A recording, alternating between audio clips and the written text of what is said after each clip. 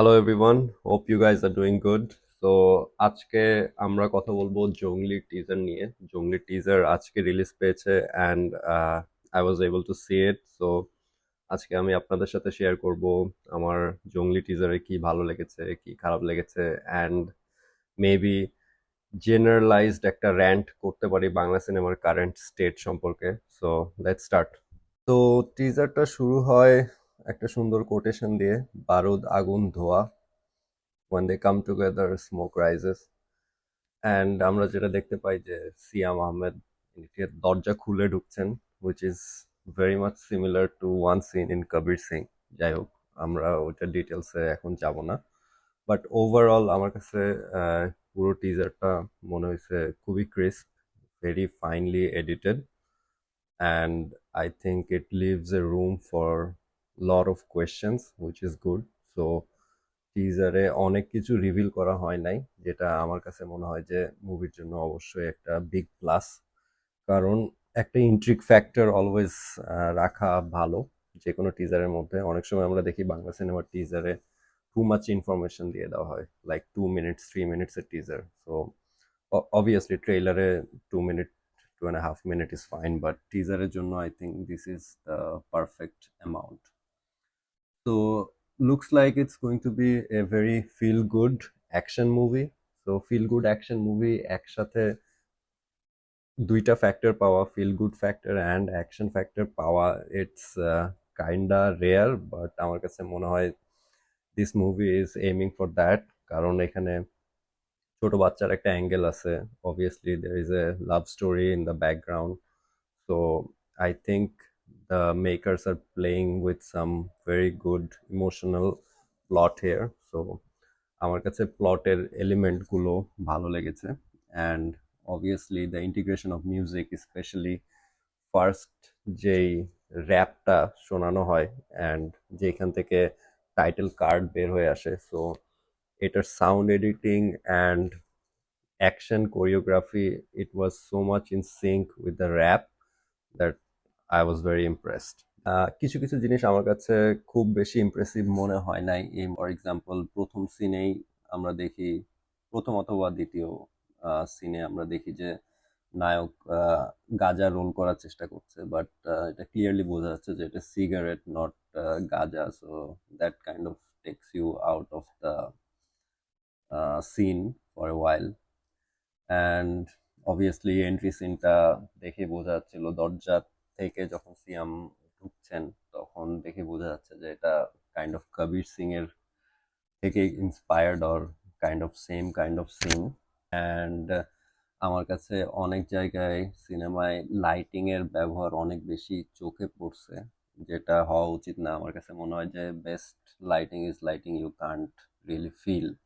তো অনেক জায়গায় আমার কাছে মনে হয়েছে লাইটিংটা অনেকটাই অন ইউর ফেস, লাইক বোঝা যাচ্ছে যে পাশে একটা কি লাইট আছে, বাট কিছু কিছু সিনে এটা ইগনোর করা টাফ হয়ে যায়। ফর এক্সাম্পল, লাস্ট সিনে আমরা দেখতে পাই যে সিয়ামের চশমার মধ্যে লিটারেলি লাইটের রিফ্লেকশন, লাইক যেই লাইটটা সোর্স লাইট ছিল সেই লাইটটা পুরোপুরি দেখা যাচ্ছে। So that was kind of awkward, but আরো কিছু জিনিস আছে। For example, the colour grading is not consistent. সবগুলো নিয়ে একই টাইপের কালার গ্রেডিং হইতে হবে এমন কোনো কথা না, বাট ওভারঅল মুভির টোনের সাথে একটা সামঞ্জস্য থাকবে, এটাই আশা করা যায়। বাট দুই একটা সিন আছে যেগুলো দেখলে আমার কাছে মনে হচ্ছে যে মোস্ট প্রবলি জাস্ট ডিএসএলআর ক্যামেরায় শুট করে without even proper colour grading just use করা হয়েছে। তো ওভারঅল আমার কাছে টিজারের কন্টেন্ট ভালো লেগেছে, apart from some technical flaws, so to say. আমার কাছে মনে হয়েছে যে এই টিজারটি যথেষ্ট ইন্ট্রিগিং এবং যথেষ্ট অ্যাপিলিং হবে বাংলাদেশি দর্শকদের জন্য। অ্যান্ড মুভিতে কি হবে, স্টোরি, প্লট পয়েন্ট, কোনো কিছু এখানে রিভিল করা হয় নাই, যেটা আমার কাছে খুবই ভালো লেগেছে। And the jungli rap was really good, but খারাপের দিকে বলতে গেলে যেই সিনগুলো obviously inspired from contemporary Hindi movies.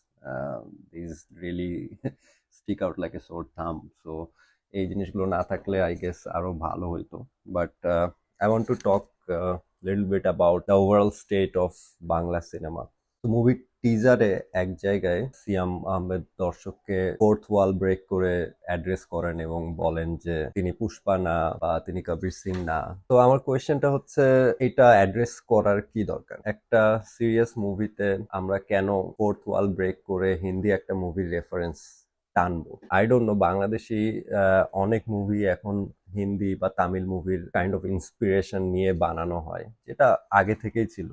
Tamil movie যেটা 1 বছর 2 বছর আগে করে সেটা বাংলা সিনেমা আজকে করে। বাট আমার কোয়েশ্চেনটা হচ্ছে যে এখন আমরা কাইন্ড অফ বাংলা সিনেমার একটা নিউ এরাতে আছি, যেখানে lot of content is being produced, lot of good movies are being produced. Even this teaser, it looks very promising.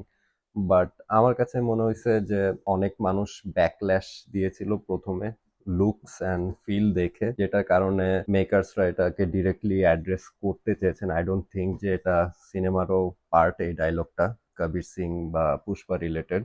এটা পরবর্তীতে ডাব করা হয়েছে জাস্ট টিজারের জন্য। বাট আমার কাছে জিনিসটা কাইন্ড অফ মুভির ওভারঅল গ্র্যাভিটিটা কমিয়ে দিয়েছে, আমার কাছে এটাই মনে হয়েছে। কারণ stand alone I think this movie was able to pull it off. আর আমার কাছে মনে হয় যদি ইন্সপিরেশন থাকে অন্য কোনো মুভির, we can basically just admitted, like I mean obviously সবসময় কোনো না কোনো ফিল্ম মেকার কাউকে না কাউকে দেখে ইন্সপায়ার্ড হবেই।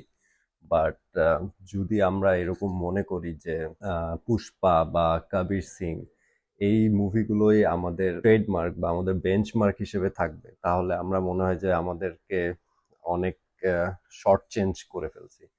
আমার কাছে মনে হয় যে বাংলা সিনেমার অনেক পোটেনশিয়াল আছে, অনেক ভালো ভালো মেকার্সরা আছে।